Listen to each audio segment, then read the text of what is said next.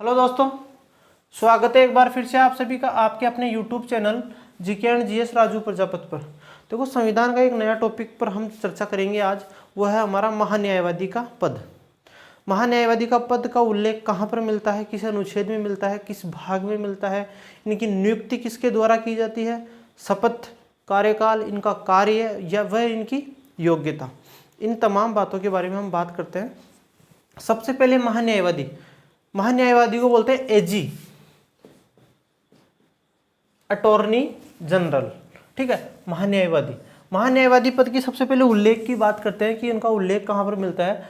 तो संविधान के भाग 5 व अनुच्छेद 76 में इनका उल्लेख किया गया है। महान्यायवादी पद का भाग 5 व अनुच्छेद 76 में महान्यायवादी पद का उल्लेख किया गया है। अब देखो, महान्यायवादी पद का उल्लेख किया गया है तो महान्यायवादी की नियुक्ति किसके द्वारा की जाती है?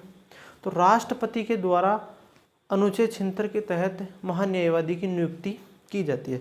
अब महान्यायवादी को नियुक्त किया जाता है, इस बात का ध्यान रखना है। क्या किया जाता है? महान्यायवादी को नियुक्त किया जाता है, पहली बात। अगली बात करें, अब नियुक्त किया जाएगा तो राष्ट्रपति के द्वारा किया जाएगा। तो इनकी योग्यता क्या होती है कि राष्ट्रपति किसे नियुक्त करेगा? तो इनकी बेसिकली 3 योग्यता हमारे सामने आती है। पहली योग्यता आती है कि यह किसी भी राज्य के हाई कोर्ट में 10 वर्षों तक अधिवक्ता रह चुके हो।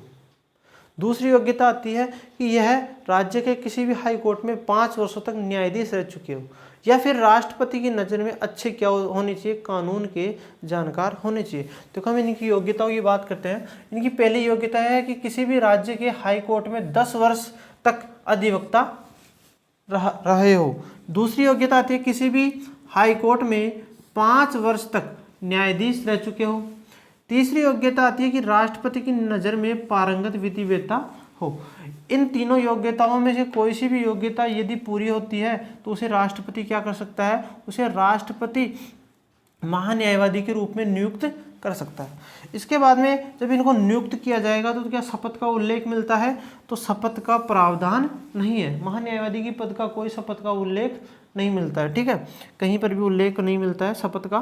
कार्यकाल की अब नियुक्ति हो गई, शपथ का उल्लेख है नहीं। तो कार्यकाल राष्ट्रपति के प्रसाद पर्यंत ही अपने पद पर काम करते हैं। ठीक है, ये ध्यान रखना है। सबसे महत्वपूर्ण बात आती है इनकी ये कि देश का प्रथम विधिक अधिकारी कौन होता है? देश का प्रथम विधिक अधिकारी महान्यायवादी होता है। ध्यान रखना इस बात को। और देश का प्रथम महान्यायवादी किसे नियुक्त किया गया था? तो MC सीतलवाड़ को नियुक्त किया गया था।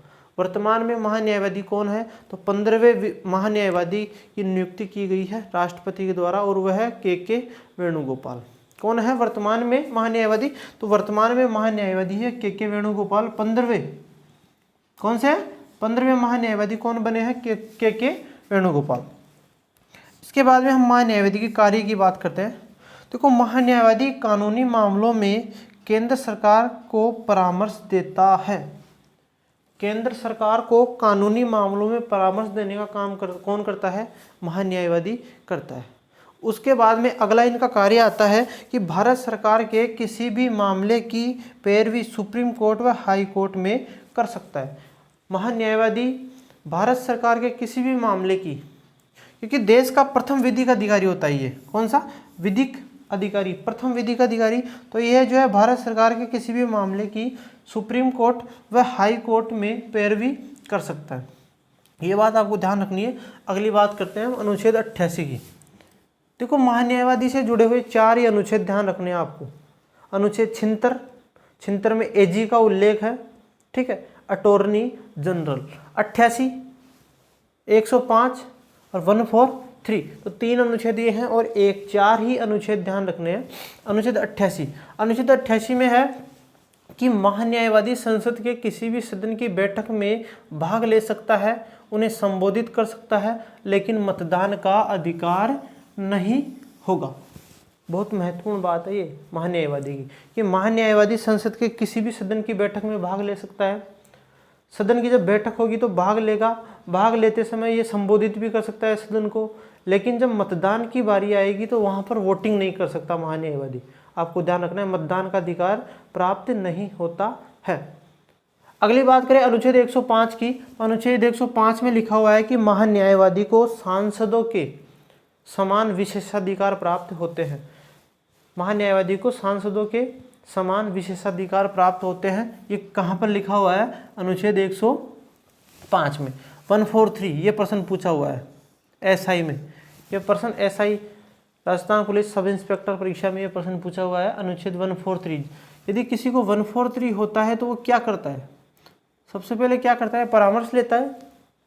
तो 143 में किसका उल्लेख है? तो 143 में उल्लेख जो होता है वो राष्ट्रपति सर्वोच्च न्यायालय से परामर्श ले सकता है। आपको ये ध्यान रखना है कि राष्ट्रपति सर्वोच्च न्यायालय से परामर्श ले सकता है और 143 में इसका उल्लेख है।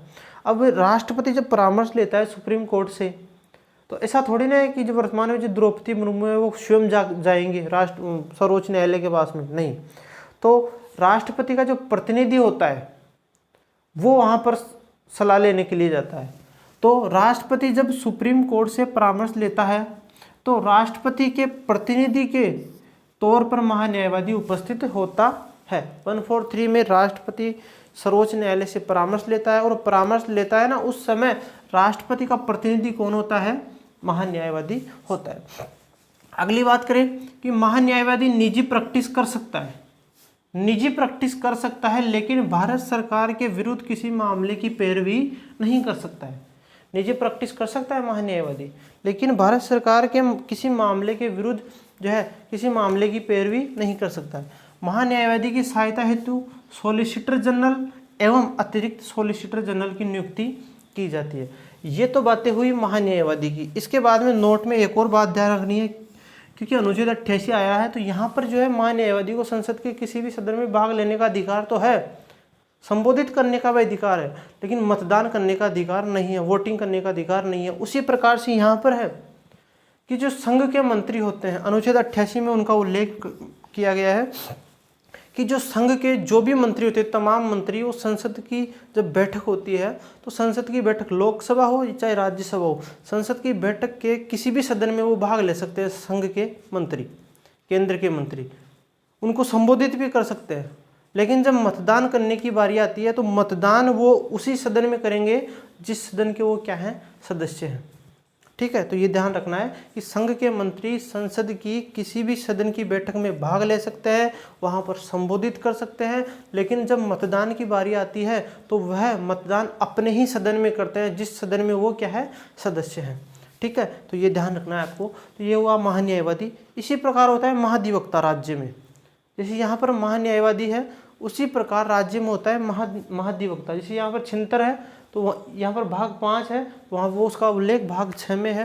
यहाँ पर छिंतर है तो उसका उल्लेख 165 में। जैसे यहाँ पर 88 है तो उसका उल्लेख 177 में है। उसकी भी हम बात करेंगे कल की कक्षा में, तो इसको थोड़ा सा ध्यान रखना है आपको।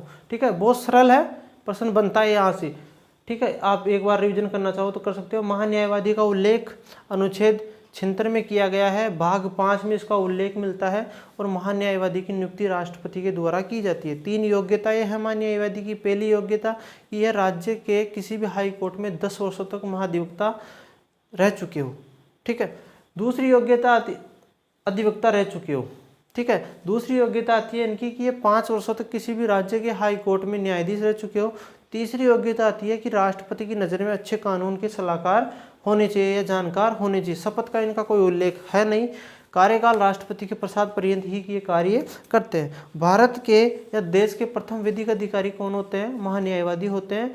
देश के प्रथम महान्यायवादी किसे बनाया गया था? तो देश के प्रथम महान्यायवादी MCC तलवाड़ को बनाया गया था। वर्तमान में 15वें महान्यायवादी बनाए गए हैं और वर्तमान में 15वें महान्यायवादी कौन है? KK वेणुगोपाल। कार्यों की बात करें तो ये केंद्र सरकार को कानूनी मामलों में सलाह देते हैं। दूसरा इनका कार्य है कि ये जो है भारत सरकार के किसी भी मामले की सुप्रीम कोर्ट व हाई कोर्ट में पैरवी कर सकते हैं। अनुच्छेद 88 के तहत महान्यायवादी संसद के किसी भी सदन में भाग ले सकता है। भाग लेने के बाद में वहां पर संबोधित कर सकता है, लेकिन मतदान का अधिकार नहीं होता है। अनुच्छेद 105 उसके बाद में तो ये सांसदों के समान इनको विशेषाधिकार प्राप्त होते हैं। उसके बाद 143 में हम क्या लेते हैं? सलाह लेते हैं। तो जब राष्ट्रपति सर्वोच्च न्यायालय से सलाह लेते हैं तो राष्ट्रपति का प्रतिनिधि कौन होता है? तो राष्ट्रपति का प्रतिनिधि महान्यायवादी होता है। साथ में महान्यायवादी निजी प्रैक्टिस कर सकता है, लेकिन भारत सरकार के किसी भी मामले के विरोध में या उसके अगेंस्ट क्या नहीं कर सकता है, उसकी पैरवी नहीं कर सकता है। उसकी सहायता के लिए एक सॉलिसिटर जनरल होता है, अतिरिक्त सॉलिसिटर जनरल भी होता है। साथ में अनुच्छेद 88 की एक और बात ध्यान रखनी है कि संघ का कोई भी मंत्री हो वो संसद के किसी भी सदन की बैठक में भाग ले सकता है, चाहे वो लोकसभा हो चाहे वो राज्यसभा हो, संसद के किसी भी सदन को संबोधित कर सकता है। लेकिन जब मतदान करने की बारी आएगी तो वह उसी सदन में मतदान करेगा जिस सदन का वो क्या है, सदस्य है। तो हमने ये रिवीजन भी कर लिया। ठीक है दोस्तों, कल हम आज हमने महान्यायवादी पढ़ा, कल हम पढ़ेंगे महाधिवक्ता। ओके, थैंक यू, जय हिंद, जय भारत।